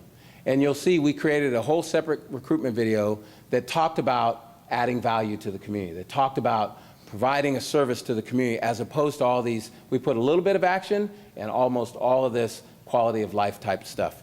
And so that's a little bit of history. So I'm going to end on solutions. So how do we change this? How do we, I've given many talks to groups where I said, this generation and the next couple of generations, why don't we be the one that changes this thing for the first time ever? Why don't we be the ones that make sure that my 12 and 10-year-old daughter aren't having the same conversation that we're having on law enforcement, community relations, the healthiness of a community? Because when there's always going to be a problem when there's one neighborhood. I know our neighborhoods in Sacramento, so I don't know all the neighborhoods around California, but the wealthy, non-diverse neighborhood over here thinks one thing about a police department. Then you go to the neighborhood like I grew up in, and they think something else. It's the same police department, but two vastly different opinions on what. I think there's a Pew Research study that somebody just told me about yesterday, or 2 days ago back in Sacramento, where it surveyed community and it surveyed law enforcement. And their impressions or their feelings about law enforcement were the opposite. So the community felt law enforcement was X, law enforcement themselves thought that they were Y. I present to you that that's a problem. That's a major, major problem. And so how do we change that? How do we systemically change that? Well, I'll give you a couple other examples. Did you know that when somebody goes to the police academy, I went through when I was 19, never touched a gun in my life when I went to the academy. I still have never owned a gun. The only gun I've ever had is the one that the cities that I work for give me. I've never gone to a range outside of qualifying or training through the police department. I'm not a gun guy, right? So my roommate in the academy was 53 years old and had just spent 30 years in the military. Who do you think shoots better? He clearly shot better. He put every bullet through a hole like that. Mine were all over. Mine still are all over the place. They're in the silhouette, though, just so you know, in case you want to get funky. I might just hit you in the arm, but it's going to hurt. So Post is a governing body similar to what the bar is for lawyers or doctors have, where you have to be licensed to be a police officer. And that means you have to go through a licensed academy, and then every year you have to have so many hours like a teacher does to maintain your license, if you will. So Post in California does that. Most states have the same similar thing with their own rules. Well, Post mandates that you will be trained on something and then be tested on it, and if you fail that test, you will get one remediation. If you fail that remediation, you have to be kicked out of the academy. There's no choice. You have to. So I say to you, me and my roommate go through training for firearms, and let's say I flunked the test by one round, right? There's one hole missing. I threw off the target. That means I don't pass. They give me one remediation. Some academies immediately give it to you right there with no extra training. If I flunk that, I'm gone. You want to know the two things that people get kicked out of the academy most for? Firearms and driving. And I think both of those can be learned. Some people learn it quicker than others. So I just testified in front of the Post Commission asking them to change that rule and allow more time for people to pass those tests. Obviously, you have to pass. You have to be able to hit the target if you're going to be a police officer. But the academy is 6 months long. So why can't we give them more chances to test? And I also tell you who disproportionately gets booted out of the academy for those things. And so that's one thing we can do. The other thing is when we go through backgrounds, when we put officers through, or potential officers through backgrounds, we look at everything from your grades in high school to your grades in college if you're in college, to your credit score. And guess what? If you have a bad credit score, you're gone. I ask you this, what does a bad credit score tell you? It doesn't tell me anything by itself. It tells me you might not be responsible. But then I have to do the rest of your background to see if you're irresponsible in other areas. If you're not, maybe you just made a bad decision 2 years ago that you're still recovering from. And more importantly, maybe you'd be a great cop. Maybe you'd be great at serving our community and improving the quality of life of everybody in our community. But instead, we kick you out for that. So we need to change things like that. The other thing is, we often, you get the wealthy, non-diverse neighborhood. Somebody grows up there, nothing wrong with that. You are a product of your experiences and your background, and great, you've had a good life that's not a diverse neighborhood. But oftentimes, that person then becomes a police officer, and the first place we put them, because that's where most of the officers are, in what we call, like a neighborhood where I grew up in Del Paso Heights, a tough neighborhood, right? And we wonder why there's issues. Well, that person's not even close to being ready to work in a community with a completely different culture than where they grew up, and different norms and different things like that. I've heard people tell me, let's move. I told people to keep safe. They always barbecue in their front yard in their neighborhood, and I told them to keep safe, move their barbecue to the backyard. I said, you didn't tell somebody to do that, did you? Yeah, I did. I go, you know what they were thinking. He's like, no, they're thinking, you're the cop, why can't you keep me safe in my front yard? Right? So it's those kind of things that me as chief has to create opportunities. It doesn't mean don't hire those folks. It means how do I create opportunities for them to get to know the neighborhoods and get to know, because in those neighborhoods, the cop goes from bad call to bad call to bad call and never meets like Miss Johnson on the corner. So how do we create opportunities for them to get to know? And one of those ways is, well, one of many ways is to do implicit bias training where we include the community, because I think that's probably the biggest issue we deal with in some of these shootings is implicit bias. Right. And then let me give you a couple other examples, and I'll end. We have to work together. Every person up here talked about working together. We have to. So I think police officers are on the street in your everyday life probably the most powerful job anybody can have, because we are one of the few people that can take your freedom away, which should probably be the most valuable thing to you, and we don't even have to be right. So if you resist me taking your freedom away and I'm wrong, that's a crime, you resisting me, even when I'm wrong. That's a crime, at least in California. I don't know somewhere else, but in California, that's a crime. I don't know any other jobs that can do that. We got a lot of power. And as we all probably know, diminishing or taking away or sharing a lot of power is tough. People don't like to do that. And it's also hard to get things through to people that have a lot of power. So, but some of that is the solution. We have to share and partner with other entities. And I'll give you some examples. Mental health people, right? First of all, we have to get better at responding to people in mental health crisis, right? How do we respond in a way that they don't die as a result of that, right? We have a lot of tools that we didn't have when I was a young officer.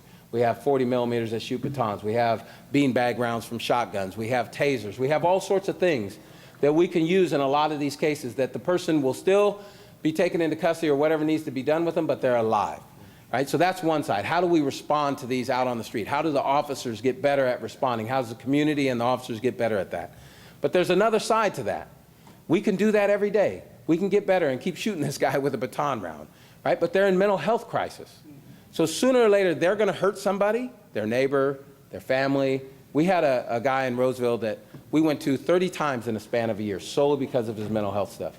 His mom, who he lived with, told him, he was 30-some years old. His mom told us, he's going to kill me one day, but he's my son, so I let him stay here. The neighbors were talking about moving, would no longer let their kids play outside because he would come outside and yell the craziest things, try to get in people's doors and everything. The community, the neighbors were not able to use their neighborhood the way they should. And the officers would leave those calls every time they went to him and say to themselves, something bad's going to happen here, but there's nothing I can do. He didn't break the law today. There's nothing I can do. And they'd leave. Sooner or later, something's bad. And so it got to my level, and I'm like, sooner or later, he's going to kill somebody or we're going to kill him. Neither one is good. What do we do about this? So the second half of that is how do we respond on an ongoing basis, right? And so we create a social services unit in Roseville that's run by a social worker that's employed by the police department. And we train officers in mental health, extensive training. And we create a caseload between social services, mental health, the police department, the police officers, that we put these repeat customers on a caseload that we check in with the family and them every month to try to keep them from spinning out of control into creating things like that. We didn't used to do stuff like that. But that's a partnership, right? We have to share power. We have to share information. We have to think of ourselves as more social. So if you talk to hardcore, traditional law enforcement people, they say that's not my job. My job is to arrest people, enforce the law, and protect people, and gosh darn it, that's what I'm going to do. I'm not doing none of that touchy-feely social work stuff, right? And my answer to them is, okay, then you'll just keep responding and responding and responding, and sooner or later you're going to shoot them or they're going to shoot somebody else, and now you're going to be in the paper with a lot of negative stuff. Do you want that? Well, no. Well, then let's think of a better way to do this. Second thing, homelessness, right? We can keep taking homeless people to jail all day long for illegal camping, whatever all they're doing, and sometimes they do need to go to jail, but the jails are full. They're not going to be held. They're going to be let back out. They know that. They're going to keep going back to what they're doing. There's a large percentage of homeless around this country, probably 60, 70, if not more %, that have drug issues and or mental health issues or both, right? So we can keep taking them. As long as I take that person to jail and they maintain their mental health problems and their drug issues, guess what? They're not finding housing. And we can create all the housing we want. They're not going to stay there because they have issues that haven't been dealt with.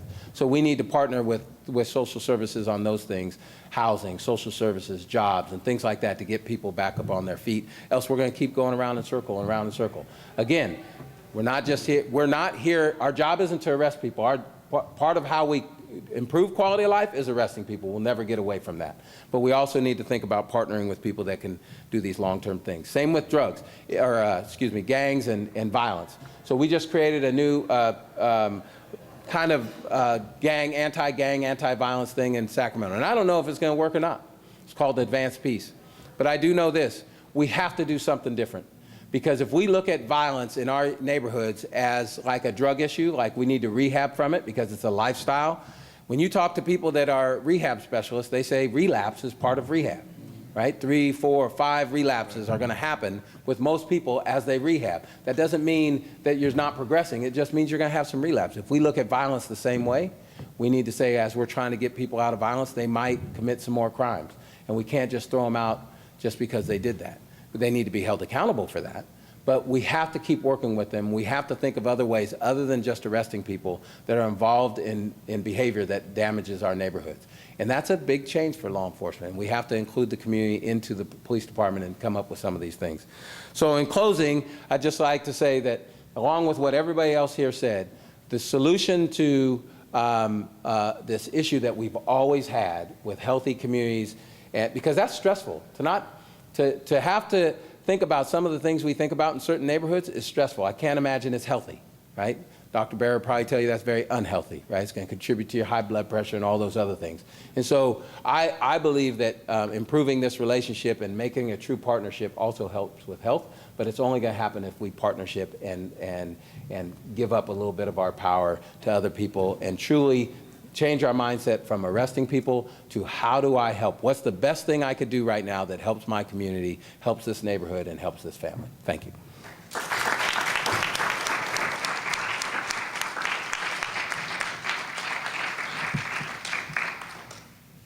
Aren't we the lucky ones?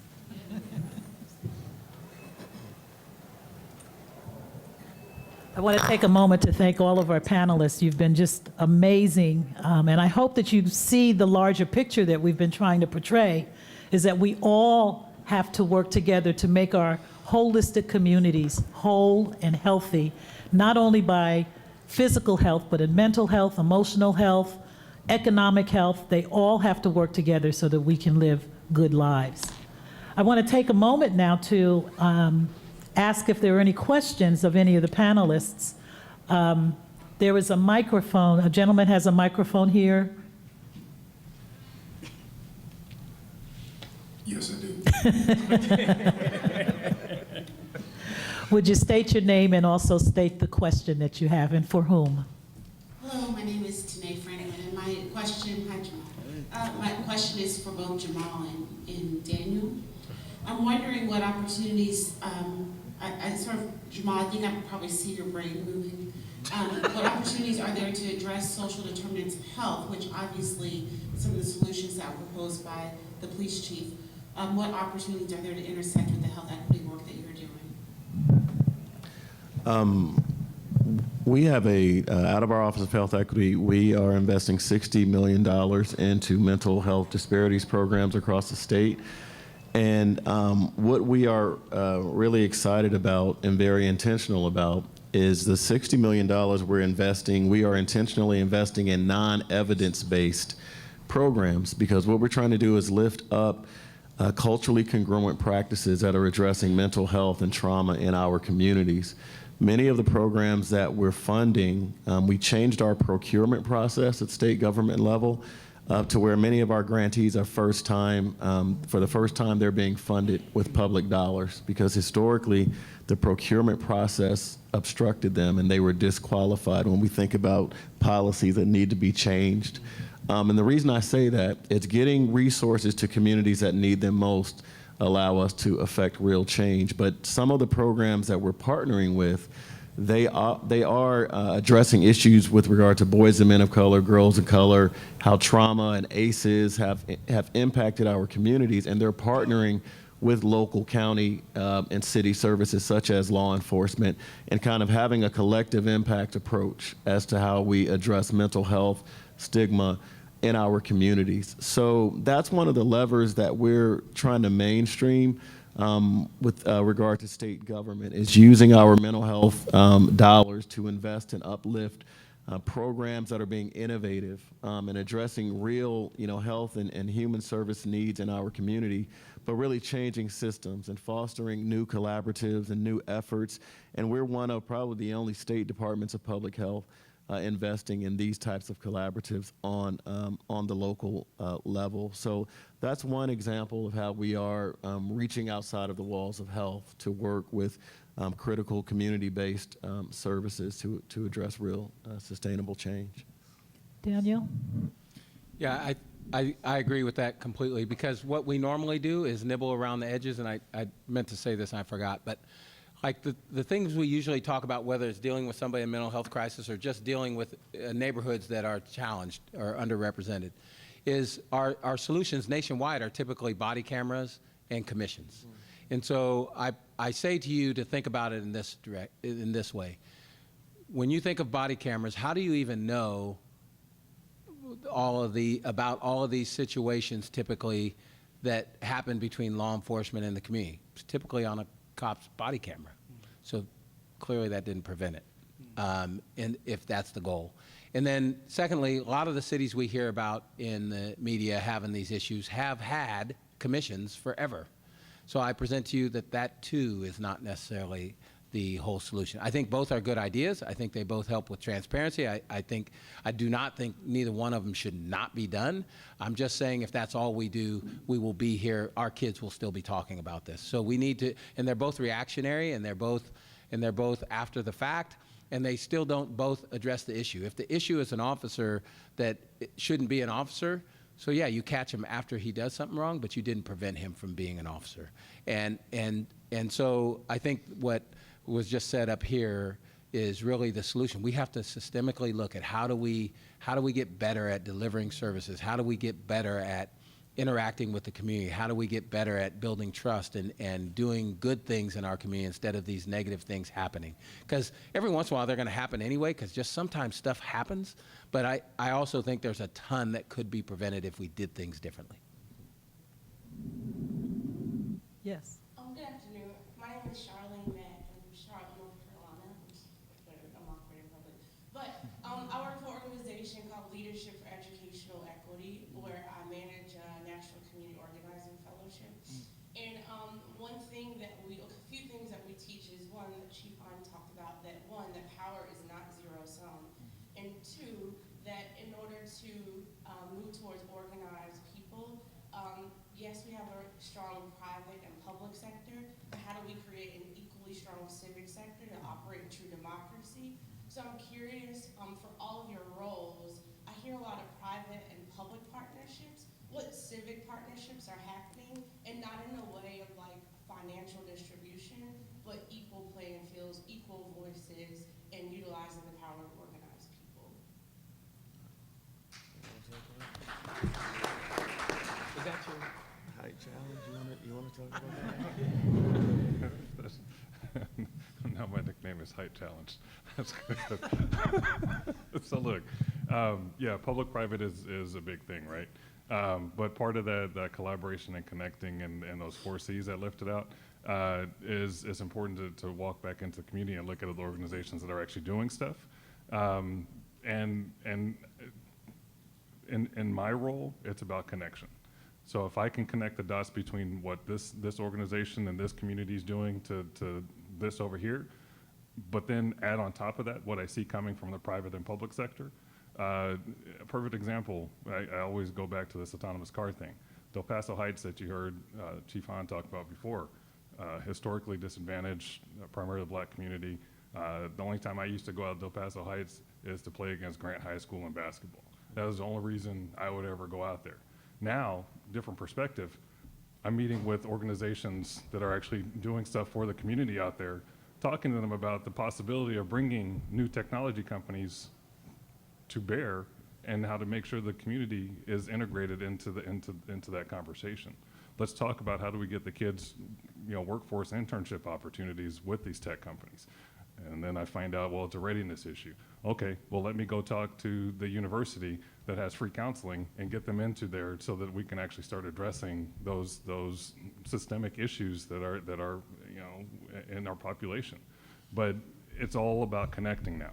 If we don't start connecting the dots, we're going to keep getting left behind. It's as simple as that.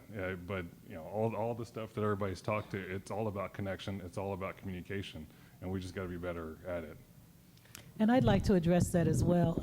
As the president and CEO for the Sacramento Black Chamber of Commerce, it really is a role of a Chamber of Commerce. And I haven't even taken the time to put in a shameless plug for Chambers of Commerce. And I should very quickly. We're running out of time, and I don't want to take the time away from others that have questions, but use your chambers of commerce not only for the economic development piece, but for the connectiveness. We brought this program to you because of all of the different interests that some of our members have. We are member-driven, but each of our members has a specific interest in which they're looking to get answers, and they're looking for partners. Your chambers of commerce can really play that role in bringing it together. If it hadn't been for the chambers of commerce, this panel would not be here. So check out your chambers of commerce. Can I just quickly add to that as well?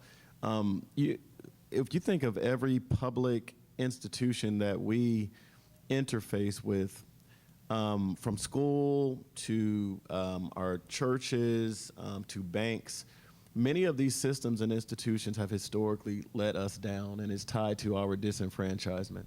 So if you take school, my first introduction to any public setting was school.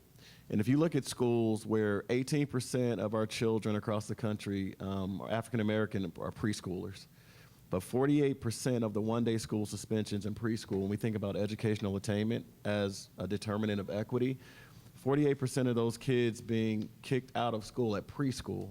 So that disrupts so much. Not only will they likely grow up to be unhealthy, but that disrupts the future of innovation and workforce development. And if you take schools and these other major institutions, it's like there's literally, like, we have reason to be discouraged. And if you think about Hamilton, we got to be in the room where it happens. So a lot of times we're in the lonely space, but we need to look at succession planning, to build that pipeline, and that is key to sustainability. But the disruption starts literally when we're born. So it's not a reason or an excuse for us not to be engaged from a civic standpoint, but there literally is disenfranchisement that is taking place that we need to address so we can restore, rebuild, and kind of reconcile wrongs that have really stifled the pipeline of us being the leaders and having more, of a prolific impact and presence in public and private sector. I have time probably for one or two more questions. This gentleman right here. Oh, you're over here. Okay. Further elaborate on the advanced piece of issues that you spoke of. How does that work? Yeah, again, I don't know if the advanced piece is going to work or not, but advanced piece was started in Richmond. I think if you Google it, there's a Nightline show and things like that on it. But it basically puts mentors, if you will, that are ex-cons, people that have done time that are now older and done with that, as mentors for these young men. And then they set goals like get your GED, get a driver's license, or whatever that individual young man needs. And then eventually they can start getting paid for that. So over about a 1.5 year period of time, they can make up to $12,000 if they hit every one of their goals. And so again, I guarantee it won't be 100% successful. It might not even be 1% successful. But the reason why I testified in front of council that I was in support of trying it is because we need to try new things and we need to see if that works. And so that's basically the program that's trying to help people get out of that lifestyle. And so they bring half the funding, and the city provided $1.5 million. So it's $3 million over, I guess technically it's 4 years, 3 years supposedly. So measurement's a big deal, I think. So we can see if it's working, and if it's not, let's stop doing it. Let's stop wasting money. But it's another way of how do we, and then so one of the controversial things is paying. So a lot of people say, well, it's back the same thing that prisons used to have. Why are we paying these people that are involved in violent acts or criminal activity instead of giving that money to young people that are doing well? And the prisons used to have that too. Why are we providing college credits and college educations to people in prison when people out here didn't do anything wrong and they're struggling to pay for college?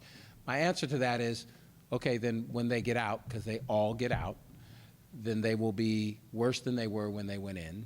And so is that what we want in our community? So yeah, everybody's right, but it's what do we do? So same thing. So one is the money, and then the other one is if they do commit a crime, not a violent crime, because if they committed a violent crime, they'll go to prison for a while. But if they committed a crime and then got out 2 weeks later, should they be kicked out of the program? My answer to that is no, because it's like rehab. They're going to have relapses. That's their lifestyle. And so if they're progressing, let's keep them in it and just know that sometimes they're going to relapse, if you will. So, This gentleman back here. Thank you. My name is Ruben Agbana, and I'm an educator, super passionate about STEM and all things technology. So Lewis here, passion for pipelines that get the kids in early is something I'm super excited about. But oftentimes I feel like the train has left the station and companies are getting started, launched, and funded every day. And sometimes those pipelines with young kids don't pay off until 12, 20 years later. How is your office thinking about training the current workforce, especially as jobs are being displaced right now? So fantastic question. So the mayor's office actually has a program called 1,000 Strong. And so they're actually trying to get 1,000 youth, underserved, underrepresented primarily, into full year-round paid internships. To date, they've placed about 200 kids or students, young people. I don't know what whatever. Yeah, I call everybody kids now. But and so they've had limited success. So as Chief Hahn, I'm going to adopt this language. I present to you that that's a good start to entry points. But it actually needs to start sooner, right? So you have to actually truly think about K through 12, and then kind of beyond, so that in the STEM field, especially, most minorities drop out of STEM education by their sophomore year in college. So then you don't have the engineers, you don't have the scientists, you don't have whatever. And so if you actually, part of what I did at the state, for instance, that I need to start doing at the city, is essentially taking field trips for adults. But then at the same time, I do what I do for my kids and kids that look like my kids. So if I could get a bunch of kids together to go with me and tour a facility so they can actually see and they can actually hear what the speak is and start learning the language of entrepreneurship and innovation, completely different. I don't know if entrepreneurship can be taught, per se. I know there's a lot of classes, but it's kind of in you. You're going to know if you have that ability and that drive. But in STEM, if you don't completely understand how what you're learning is connected to what you do later on, that starts early. And parents, you guys, make your kids sit down, get the phones away from them, make them do something good. My daughter hates my guts. I just cut off her data plan. But I'm trying, but I'm trying to get her to understand that sitting there texting her friends while she should be doing her math isn't going to benefit her in the long run. And so then I drag her into another company. Hey, come see what these people are doing. Her eyes brighten up, she gets going again, and then she starts texting again. Anyway, it's a vicious cycle. But you got to keep trudging. And yeah, it does seem like the train has left a lot of times. But that's why I say listen to those whispers. Start looking around and hearing what folks are talking about. I right now would tell you guys, start looking at a company called Reviver MX. It's a black-owned company he lives in Sacramento but works out of the Bay. Digital electronic license plates. He's about to be in the mix as far as autonomous cars, as far as just how people talk to cars. You're raising your hand. You want to know what I said? The name of the company. Can we make it quick? Yeah, We yeah. need to make it pretty quick. We're really out of time. Reviver MX is the company. Their website is Reviver Auto. Yeah, Reviver Auto. Reviver MX. Yeah, Reviver MX. The gentleman's name is Neville Boston. He's got that Barry White voice. You can't understand. I can't see. I wish we had more time. He's singing to you. Okay, this young lady right over here, this is the last question. Hello, thank you so much. My name is Nisha Gaston. I'm from Los Angeles, California, but I attend school in North Carolina, in Greensboro, North Carolina, at Bennett College for Women. It is an HBCU that's all for women, mostly minorities, women of color. My question to each of you, because we have a large population of students that go to HBCUs, but we are not from the South or from the West Coast or from the Midwest.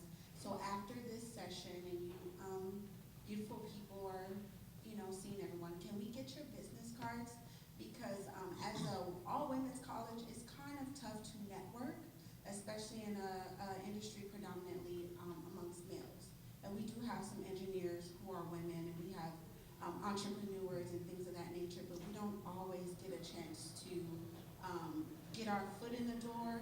And so you will see someone like me or Bryce who will kick a door even though it's not our field.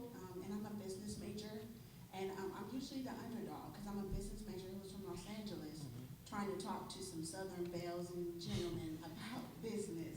So it's a whole other language. So if you could just We'll make grab sure. business cards. We will absolutely make sure that we Thank give you you our so business much. cards. And I want to just take this opportunity to thank you all very much for coming and spending the last 2 hours with us. I hope it's been very helpful. I hope that it's been really helpful. I want to also thank all of our sponsors who help us to put this on. There's no way that we could do this without them. So I want to thank first and foremost SMUD, who has always been at the table with us, always. And this young lady that's sitting right here, who's been very quiet, who has always behind the scenes, don't get it twisted. She's going to be in front of the scenes pretty soon. But right now, she runs a company called Brand.gov. I want to thank you very much, Patrice, for all that you've done to support this effort for many years. And of course, Jamal with the State Department of Health Equity, thank you so much for being with us. And this is like your third year with us, I believe. Yeah. Third year. Thank you so much for being here. The city of Sacramento, I probably wouldn't have a job. I should probably have an office in the city. I spend as much time over there as I do in my own, but thank you guys very much again. And there were a couple of others. McDonald's has been very helpful with us. Of course, WellSpace, thank you so very much, Janine, Dr. Barra, for being with us today.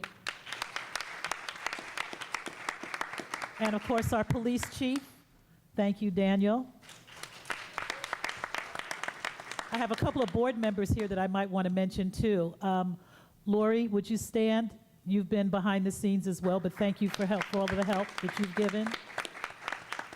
I share a staff member with SMUD who's standing in the back there, Sam Starks. You can't hide. Thank you. And a former board member, Harvey, who's with AT&T, Harvey Livingston. Thanks for being here today. Good to see you. Thank you all very much, and we hope to come back with more information for you next year. Look out for us. The name of our program is Prosper. We want you all to be that way.